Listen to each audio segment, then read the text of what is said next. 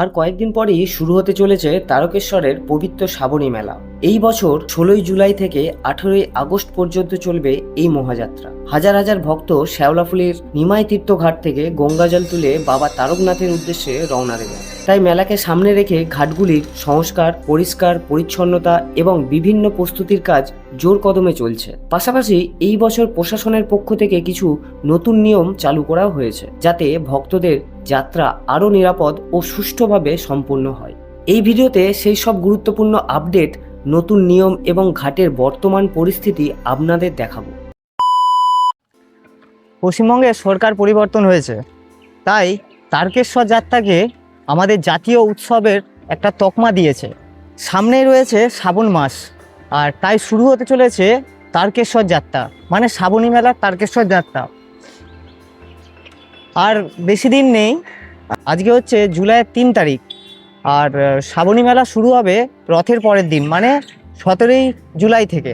তাই আস্তে আস্তে সেজে উঠছে শ্যাওলাফুলির প্রত্যেকটা ঘাট। এই ঘাটগুলো আবার নতুন করে সংস্কার করা হচ্ছে। এছাড়াও এই ঘাটগুলোকে আরও পরিষ্কার পরিচ্ছন্ন করে আরও সুন্দর করে গুছিয়ে তোলা হচ্ছে। এখন দাঁড়িয়ে রয়েছি শ্যামাচরণ চট্টোপাধ্যায়ের ঘাটে। বাঁশ দিয়ে সব রেডি হয়েছে, মানে বাঁক রাখার যেই বাঁশগুলো হয় সেগুলো দিয়ে এখন রেডি হয়েছে। আপাতত ফাঁকাই, কেউ কোথাও নেই, এখনো সাজানো গুছানো হয়নি। সামনে রয়েছে শ্রাবণ মাস আর হাতে গোনা দিন, তাই ঘাট পরিষ্কার চলছে। যে বনগুলো হয়েছে সেই বনগুলোকে পরিষ্কার করছে। আশা করছি এই জায়গাটা তোমরা সবাই জানো, যারা জল ঢালতে আসো অবশ্যই এই ঘাটটাকে চেনো। আর এখন আপাতত এই জায়গাটা পরিষ্কার পরিচ্ছন্ন করা হচ্ছে। ঘাস, বড় বড় গাছগুলোকে কেটে পরিষ্কার করছে। আস্তে আস্তে সেজে উঠছে আমাদের এই শ্যাওলাফুলি।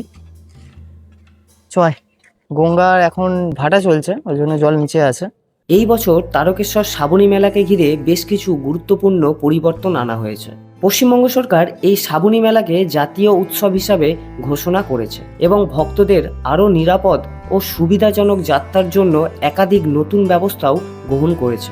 আগে গঙ্গাজল তোলা, মাটি লাগানো বা বাঁক রাখার জন্য যেখানে কিছু ক্ষেত্রে অর্থ দিতে হতো, এবার সেই পরিষেবাগুলি সম্পূর্ণ বিনামূল্যে করার উদ্যোগ নেওয়া হয়েছে। পাশাপাশি যাত্রাপথে অযথা ভিড় এড়াতে রাস্তার ধারে অস্থায়ী দোকান বসানোর উপরও নিয়ন্ত্রণ থাকবে, যাতে ভক্তদের চলাচলে কোনো অসুবিধা না হয়। এখন আমরা এসেছি নিমাই তীর্থ ঘাট, সামনে ইট দিয়ে ঘেরা রয়েছে। আর এই রাস্তাটা দিয়ে তো তোমরা সবাই জানো আশা করছি। এখন মনে হয় নিমাই তীর্থ ঘাটটা বাগাচ্ছে, ইট আর টালি রয়েছে। মনে হয় নিমাই তীর্থ ঘাটটা এখন বাগানো হচ্ছে। আর পাশে তো প্রচুর দোকানও পাবে তোমরা।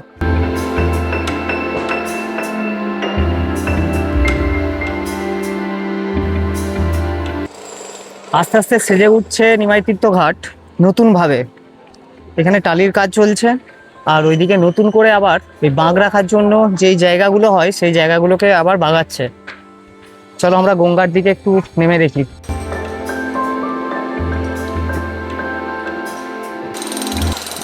এখানে অনেক টালি রয়েছে, এই টালিগুলো এই নিচে বসবে আর কি। আর বেশি দিন নেই, তাই খুব তাড়াতাড়ি কাজ করছে এখানে। এই গাছের গোড়াগুলোকেও আবার ভালো করে সুন্দর করে বাঁধানো হচ্ছে।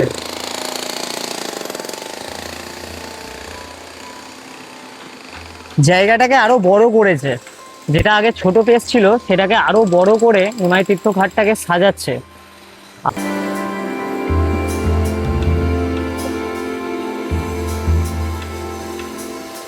আর এই গাছের গুঁড়িগুলোকে আবার বাঁধিয়ে এরকম পাথর টালি দিয়ে সাজাচ্ছে।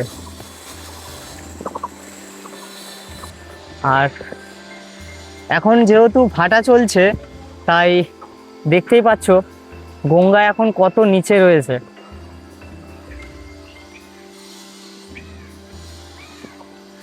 আর এটা হলো সেই মন্দির, নিমাই তীর্থ ঘাটের যে রাধাকৃষ্ণ এবং কালী মন্দিরটি রয়েছে সেটি। আর পাশে রয়েছে মহাদেবের একটি শিবলিঙ্গ, যেখানে সবাই পুজো করে তারপর বাবার তারকনাথের উদ্দেশ্যে আমরা রওনা দিই।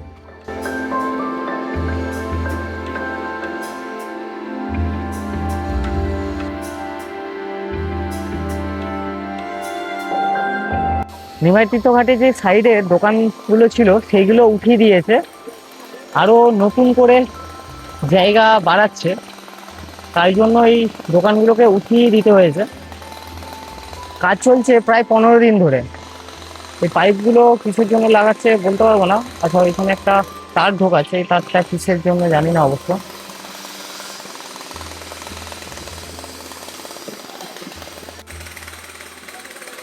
নতুন আবার রং হচ্ছে, গেরুয়া রং হচ্ছে নতুন করে।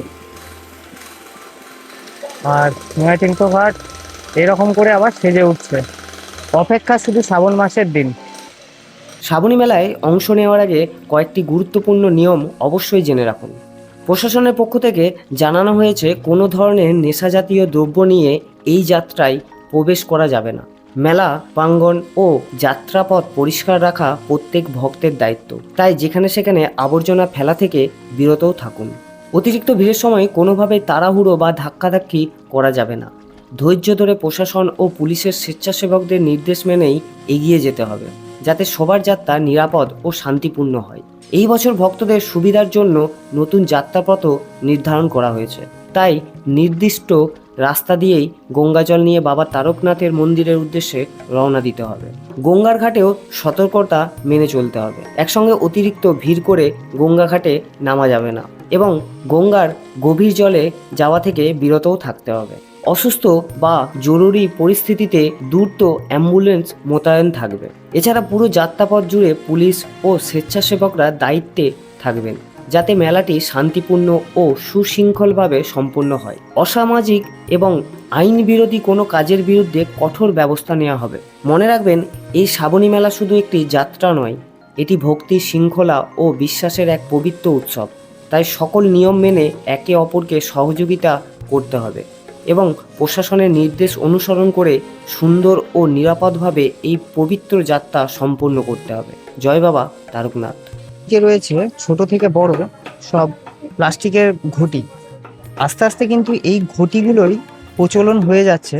দিন দিন কিন্তু এই মাটির ঘটগুলো বন্ধ হয়ে যাচ্ছে। বেশিরভাগ মানুষ কিন্তু প্লাস্টিকের বোতল নিয়ে বা প্লাস্টিকের ঘট নিয়ে জল ঢালছে। আর এখানে অজস্র মাটির ভাঁড় রয়েছে, কিন্তু এই মাটির ভাঁড়গুলো আস্তে আস্তে বন্ধ হয়ে যাচ্ছে। কেন বন্ধ হচ্ছে? শুধুমাত্র আমাদের জন্য বন্ধ হচ্ছে, কারণ আমরা ইউজ করছি এই প্লাস্টিকের বোতলগুলো। এখানে কিছু নতুন বড় বাঁক, মানে কাঁচা বাঁক, যেটা হচ্ছে কাঁচা, এখনো পাকেনি, সেই বাঁকটা রাখা রয়েছে। আর এখানে রয়েছে কিছু ছোট বাঁক, যেগুলো পেকে গিয়েছে, মানে কাঁচা থেকে পাকা যেই বাঁশ হয় সেগুলো রেডি করে রাখা রয়েছে। এবারে তো 2026-এর সরকার চেঞ্জ হয়েছে, নতুন সরকার এসেছে এবং তারকেশ্বর যাত্রাকে আমাদের জাতীয় উৎসব বলে ঘোষণা করেছে মাননীয় মুখ্যমন্ত্রী।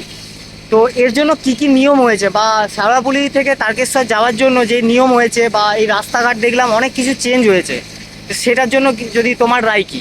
এটার জন্য রায় এখন সরকার চেঞ্জ হওয়ার পর শুভেন্দু অধিকারী এসছে এখন, তার ওনার অনেক কিছু চেঞ্জ হয়েছে। যেরকম এই রাস্তায় দোকানঘাট করতে দেবে না, বা যারা ওভার প্রাইস করতে দেবে ওভার প্রাইস হবে না, সেই জিনিসটি সরকার অনেক কিছু কড়াকড়ি নিয়ম করে জিনিস স্টার্ট হবে। এখন যাত্রীরা যদি আসে, ঠিক আছে, ওরা আরামসে যেতে পারে। ওভার প্রাইস করে নিতে হবে সেরকম কিছু, যেরকম আমাদের নিমাইচিত্ত ঘাটে ঘাটে এখানে বিখ্যাত ঘাট নিমাইচিত্ত ঘাট, ওখানে কিরকম হতো, সব কিছু আগে পয়সা নেবে, শুধু লাগাবে পয়সা, মাটি লাগাবে পয়সা, মাটি নিতে সবে পয়সা, এটা টিকিট কেটে পয়সা নিত। এখন কোনো জিনিস হবে না, এখন আপনি যা লাগাবেন পয়সা ফ্রি। ঠিক আছে, ওরা সরকার এবার পয়সা দেবে ওনাদের, ঠিক আছে, গভর্নমেন্ট তরফ থেকে। এখন রাস্তাঘাট পরিষ্কার হয়ে গেছে, এই রাস্তা এখন কিছুদিন আগে ঠিক করা হয়েছে। হ্যাঁ, এই রাস্তাটা তো কিছুদিন আগেই পিচ হয়েছে।